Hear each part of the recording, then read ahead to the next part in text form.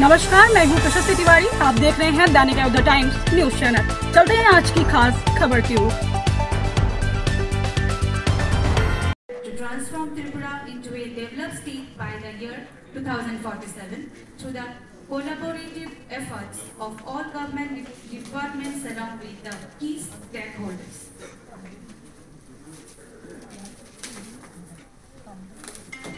আমাদের আজকের অনুষ্ঠানের যে মূল উদ্দেশ্য বিকসিত ত্রিপুরা 2047 তার আবরণ উন্মোচন করছেন আমাদের মাননীয় মুখ্যমন্ত্রী সহ মঞ্চে উপবিষ্ট আমাদের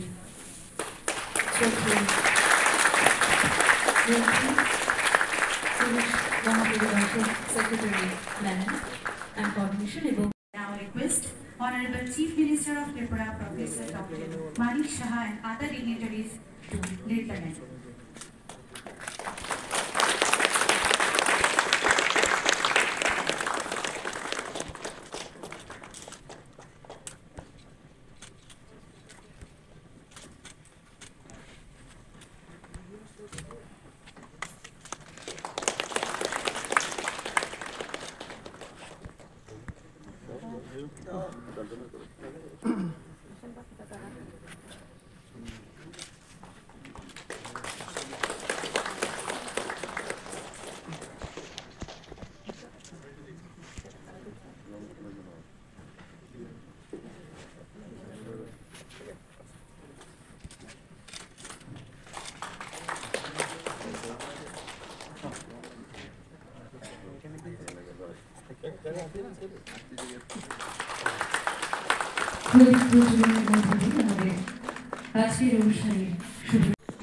প্রজ্ঞা ভবনে যে লঞ্চিং অফ ভিশন ডকুমেন্ট বিকশিত ত্রিপুরা 2047 একটু আগে যে ডকুমেন্টের প্রকাশ হয়ে গেল, সেই উপলক্ষে আমাদের মাঝে উপস্থিত আছেন আমাদের ত্রিপুরা সরকারের মাননীয় সিনিয়র মিনিস্টার শ্রী রতনলাল নাথ মহোদয়, উপস্থিত আছেন Shri Pranajit Singha Roy, honourable minister planning and coordination এবং ফিনান্স ডিপার্টমেন্টে, এবং এই ডিপার্টমেন্টের উদ্যোগে আজকের এই যে ভিশন ডকুমেন্টস বিকশিত ত্রিপুরা সেটা উন্মোচন হলো, এবং ইন কোঅর্ডিনেশন উইথ দ্য নীতি আয়োগ। আমাদের মাঝে উপস্থিত আছেন অনারেবল মিনিস্টার শ্রী শান্তনা চাকমা মহোদয়, এখানে উপস্থিত আছেন শ্রী সুশান্ত চৌধুরী মহোদয়, অনারেবল মিনিস্টার শ্রী টিঙ্কু রায় মহোদয়, শ্রী সুধাংশু দাস মহোদয়, শ্রী বিকাশ দেববর্মা মহোদয়,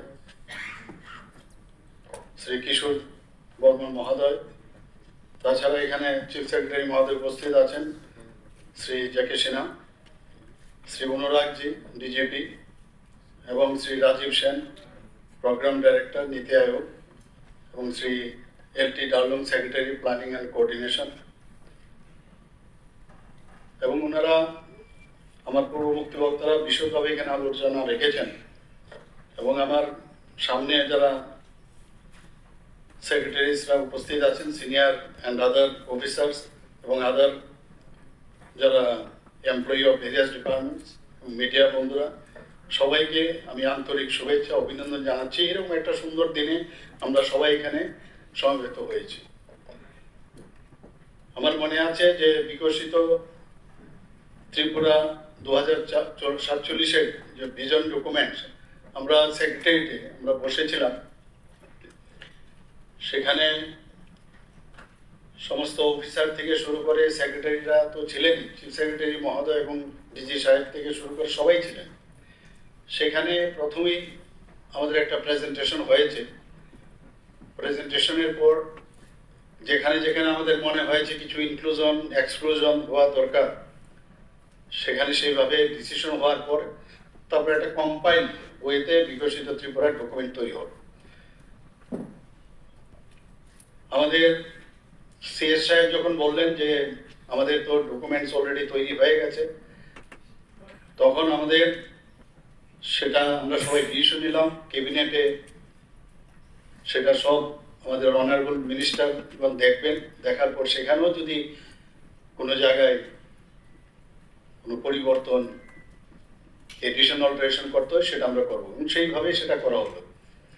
এখানে বলা হয়েছে যে আমার পূর্ববর্তী বক্তা চিফ সেক্রেটারি মহোদয় বলেছেন যে দিল্লিতে যখন এই বিষয়ে আলোচনা হয়েছে মাত্র 4টা রাজ্য এই বিকশিত নিজেদের যারা স্টেট সেই স্টেট অনুযায়ী ওনারা তৈরি করেছিলেন, কিন্তু যেটা বলা হয়েছে যে আমাদের এখানে কিন্তু তৈরি ছিল, কিন্তু ক্যাবিনেটে যেহেতু পাস হয়নি বা দেখানো হয়নি সেই কারণে সেটা দেওয়া সম্ভব হয়নি।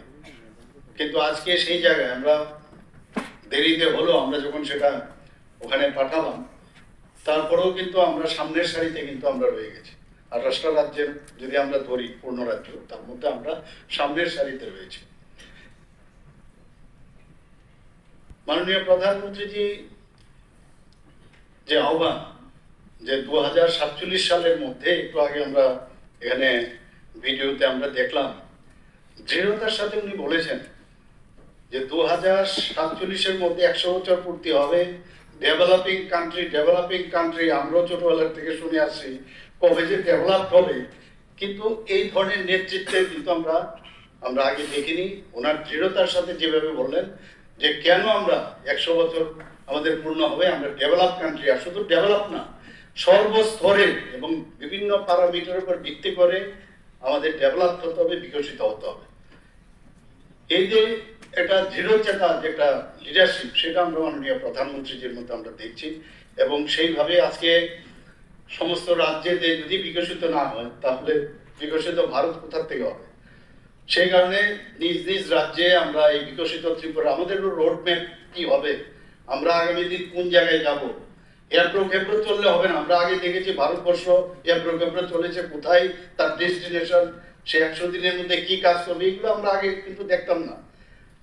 আমরা এখন ভারতীয় জনতা পার্টির নেতৃত্বাধীন সরকার এবং এনডিএ সরকার আসার পর আমরা দেখছি যে একটা নির্দিষ্ট গাইডলাইন্স এবং তার রোড ম্যাপ, নির্দিষ্ট টাইম লাইন, এগুলো মাথায় রেখে কিন্তু সব ডিসিশন হয়। আমরাও চেষ্টা করছি, শেখার চেষ্টা করছি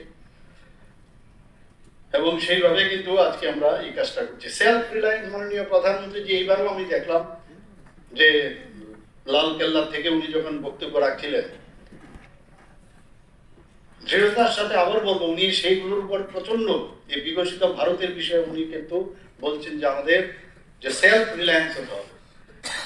বারবার উনি জোর দিয়েছেন যে ভোকাল ফর লোকাল। আমরা এটা আগে বুঝতামও না যে আমার নিজের জিনিস যদি আমি মানে ভালোভাবে তৈরি করতে পারি, প্রোডাক্ট যদি তৈরি করতে পারি, তাহলে আমার নিজের বাইরের থেকে নিয়ে আসার যে একটা প্রবণতা, আমরা কোথায় কোথায় বিদেশি জিনিস কিনি, কেন আমরা বিদেশি জিনিস কিনবো? এরপরে আমাদের এতে কি করে আমাদের সমস্ত টাকা পয়সা বাইরে চলে যাচ্ছে, আমাদের অর্থনীতি দুর্বল হয়। সেটার উপরে মাননীয় প্রধানমন্ত্রীজি জোর দিচ্ছেন ভোকাল ফর লোকাল। এখন আমাদের এই যে নিজস্ব যে জিনিস তৈরি হচ্ছে, এক তো আমরাও কিনছি এবং এই খাদি নিয়ে অনেক চর্চা, অনেক কিছু হয়েছে। খাদির উপরেও উনি বলেছেন একটু এক্সাম্পল যে খাদি এখন বিদেশেও তার যে প্রোডাকশনের মাত্রা এত বেড়েছে যে বিদেশেও তার বিক্রি এখন বেড়ে গেছে। ইনোভেশনের উপর উনি জোর দিয়েছেন যে আমাদের ইনোভেটিভ স্বপ্ন দেখতে হবে, আমাদের ড্রিম না দেখলে, স্বামী বিবেকানন্দজিও সবসময় বলছেন যারা স্বপ্ন না দেখে তারা মৃত ব্যক্তির সাথে তুলনা করা যায়, দেয়ার ডাল। কাজেই স্বপ্ন দেখার যে বিষয় সেটা বাড়বে, ইনোভেটিভ বিষয় আমাদের চিন্তা করা উচিত এবং সিটিজেন এম্পাওয়ারমেন্ট তার উপর উনি জোর দিয়েছেন। যে ইনক্লুসিভনেস, মানুষকে নিয়ে, সমস্ত মানুষকে একসাথে নিয়ে তাদের যে চিন্তা ভাবনা সেগুলো নিয়ে আমাদের এই রাজ্যকে সশক্তিকরণ করা উচিত আমাদের। এবং 2047 যে আর মাত্র 22 বছর পরে আমাদের এখানে 100 বছর পূর্তি হবে, যেটা আমাদের মাননীয় মন্ত্রী বাহাদুর বলেছেন যে আগামী দিন হয়তো এখানে অনেকে আমরা থাকবো না বা যে অবস্থায় থাকবো হয়তো বা খালি শুনবো, খালি দেখবো, তাই হবে। কিন্তু এটা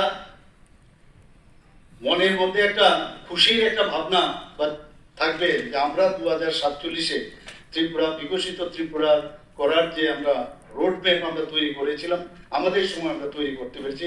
এর মধ্যে এর চাইতে বড় আত্মতৃপ্তি আর কিছুই হবে না।